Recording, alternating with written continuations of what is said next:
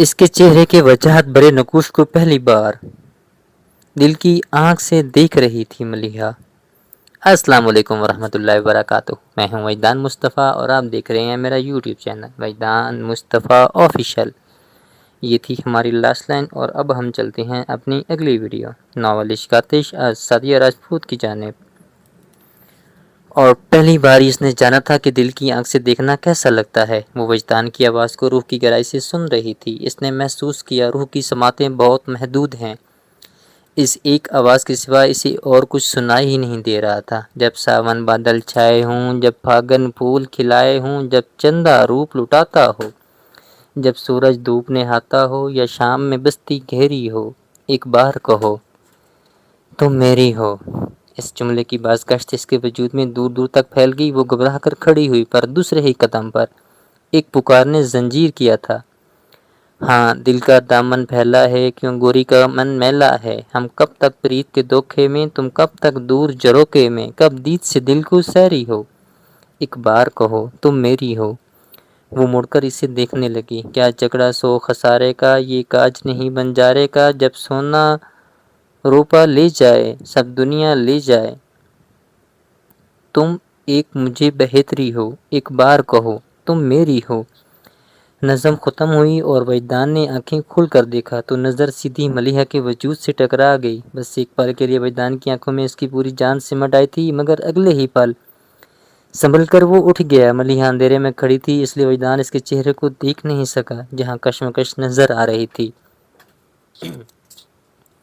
کیا جھگڑا سود خسارے کا، یہ کاج نہیں بنجارے کا، وہ زیر لب دہراتے ہوئے کہہ رہی تھی، مگر میرا دل تو اندیشوں سے بھرا ہے۔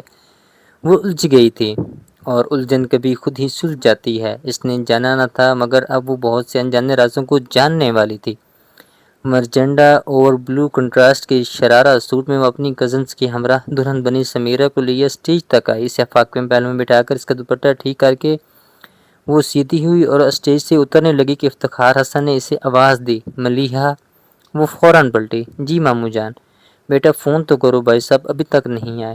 ان کی بات پر وہ کچھ توقف کے بعد بولی، ماموں جان آپ تو جانتے ہیں نا بابا جان کو، وہ کبھی بھی پرہجوم جگہ پر جانے کے لیے تیار نہیں ہوتے۔ وہ جانتے تھے، اس لیے پھر اصرار نہیں کیا۔ نور الہدیٰ کا پوچھنے لگی، نور الہدیٰ تو آئے گا نا؟ جی ماموں جان، صبح میری ہادی بھائی سے بات ہوئی تھی، وہ کہہ رہے تھے وہ آئیں گے، تھوڑی دیر میں آتے ہی ہوں گے۔ وہ سر ہلا کر اور کسی طرف متوجہ ہو گیا تو ملیحہ بھی اپنا شرارہ سنبھال کر اسٹیج سے اترتی وجدان کے برابر سے انجان بن کر گزر گئی۔ ملیحہ۔ جب افتخار حسن نے ملیحہ کا نام پکارا تو ملیحہ سے 2 قدم پیچھے ہی تھا، اور اپنے آپ ہی اس کے احساسات کو ایک نام مل گیا تھا۔ اس نے اس نام کو زیر لب دہرایا، یوں کہ ہونٹ تو ہلے مگر آواز نہیں ابھری۔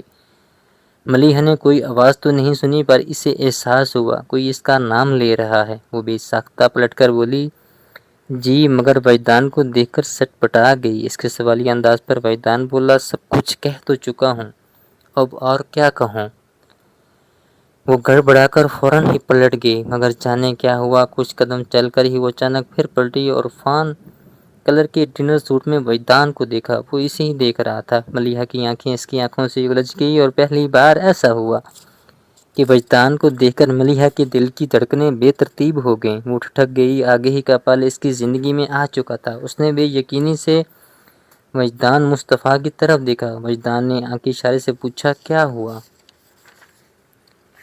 وہ یوں ہی اس کی طرف دیکھتی رہی، پھر اپنے احساسات پر غور کرتے ہوئے الجھے انداز میں سر کو جھکا لیا تو سلکی بال کندھے سے پھسلتے ہوئے اس کے رخ کو ڈھک گئے۔ ایک ہاتھ سے بال ہٹاتے ہوئے اس نے پھر وجدان کو دیکھا، جو بہت دلچسپی سے اس کے ہر انداز کو نوٹ کر رہا تھا، اور پھر پہلی ہی بار وجدان نے اسے خود سے شرماتے ہوئے دیکھا تھا۔